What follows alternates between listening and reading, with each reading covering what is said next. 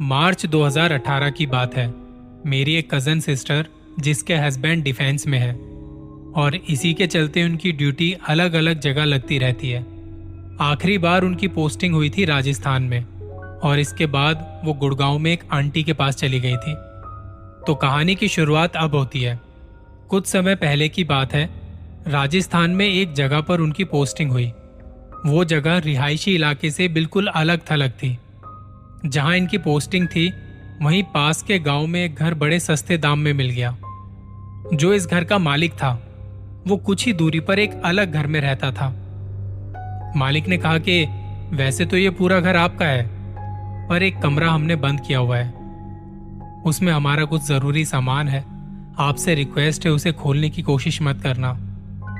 हमने पूछना चाहा कि ऐसा क्या है उस कमरे में, पर आगे कुछ बात होती वो ज्यादा कुछ कहे बिना वहां से चले गए। दोनों हस्बैंड वाइफ साथ में थे। सोच रहे थे कि साथ रहेंगे तो तसल्ली रहेगी, एक दूसरे को आमने सामने देख पाएंगे। जब मकान मालिक से बात हुई और वो चला गया तो एक चीज इन्होंने नोटिस की। उस घर के सभी दरवाजों पर कीलें लगी हुई थी। मेरी कजन ने अपने पति को बोला कि ये सब क्या है। फिर मकान मालिक को बुलाया गया कि ये सभी कमरों के बाहर कीलें क्यों लगी हुई हैं। तो उसने कहा कि आपसे पहले जो यहाँ रहते थे उन्होंने लगाई है। उनके जाने के बाद हमने भी कुछ छेड़छाड़ नहीं की और आप लोग भी इन्हें लगे रहने देना।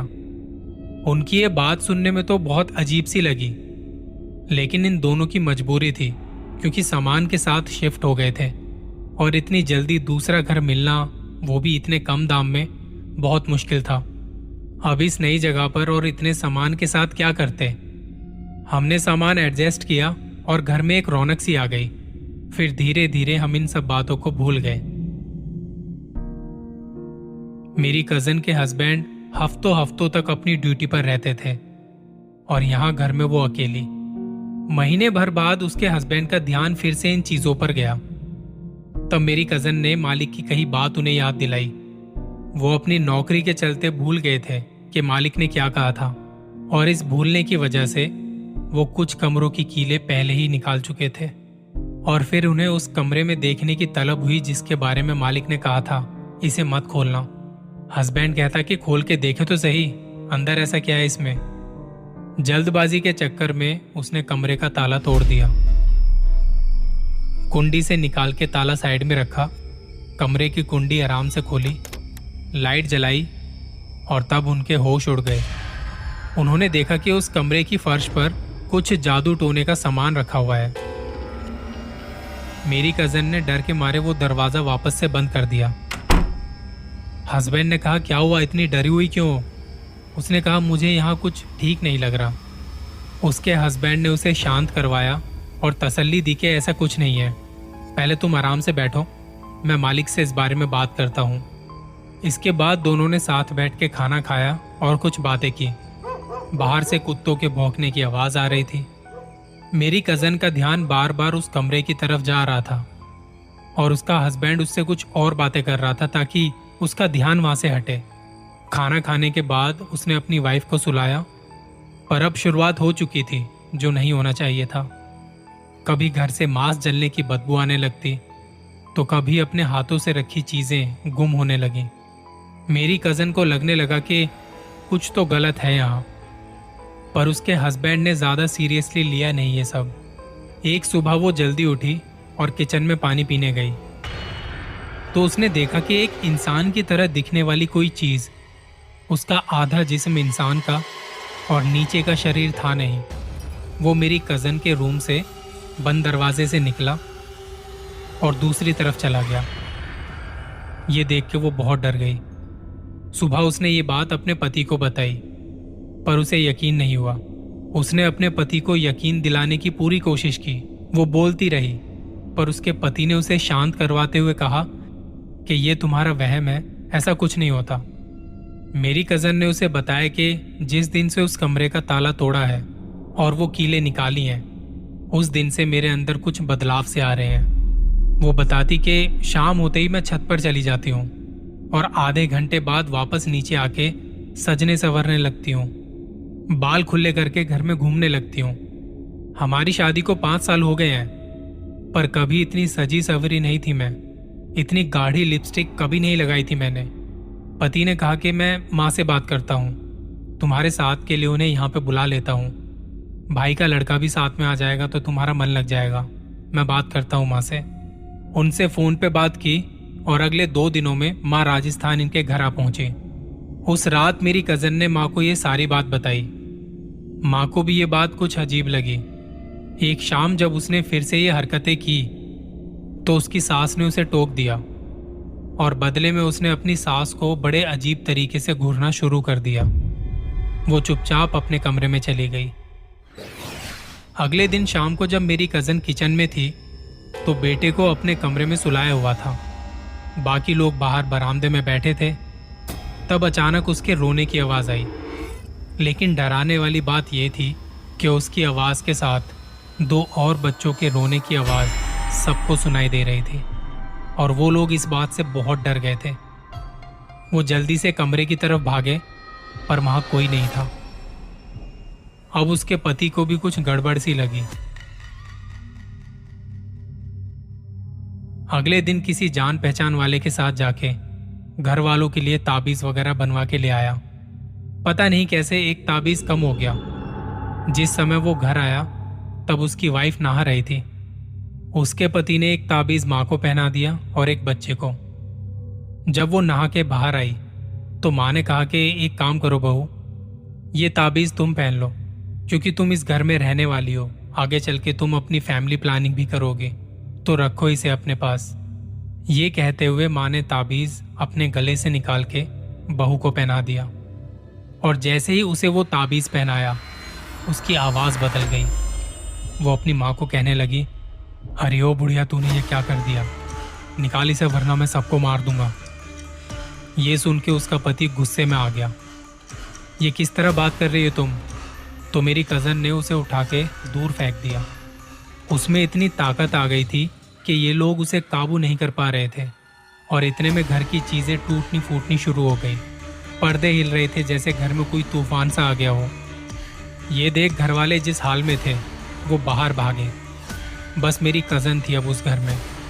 थोड़ी देर में जब माहौल थोड़ा शांत हुआ तो उसे भी खींच के घर से बाहर निकाला। जब घर में सब नॉर्मल हुआ तो उसके पति ने गुड़गांव में अपनी आंटी को फ़ोन किया। उन्हें ये बात बताई गई। उन्हें कहा कि हम इसे आपके यहाँ भेज रहे हैं, आप देख लेना कि क्या हुआ है। गुड़गांव में रहने वाली आंटी को इन सब चीज़ों की अच्छी खासी जानकारी थी। वो दिन भर पूजा पाठ में लगी रहती। बाहर उठना बैठना भी ऐसे लोगों के साथ ही था। उस वक्त यही सही लगा कि उनके पास भेज देते हैं। किसी को भी कुछ समझ नहीं आ रहा था कि हुआ क्या है। अगले दिन उनकी फ्लाइट की टिकट बुक करवाई और दिल्ली के IGI एयरपोर्ट पर मेरी आंटी के साथ घर के बाकी सभी लोग आए हुए थे। ये बात वहां पे फैल चुकी थी। सारे मेरी कज़न को दिलासा दे रहे थे। आंटी उसे कुछ समझा रही थी और वो एकदम खामोश, किसी से कोई बातचीत नहीं। एयरपोर्ट से निकलने के बाद सब अपनी अपनी गाड़ी से गुड़गांव में आंटी के घर पहुंचे। खाने का टाइम हो रहा था। सबने साथ बैठ के खाना भी खाया। तब आंटी की एक बेटी जिनका 6 महीने का बच्चा था वो रोने लगा।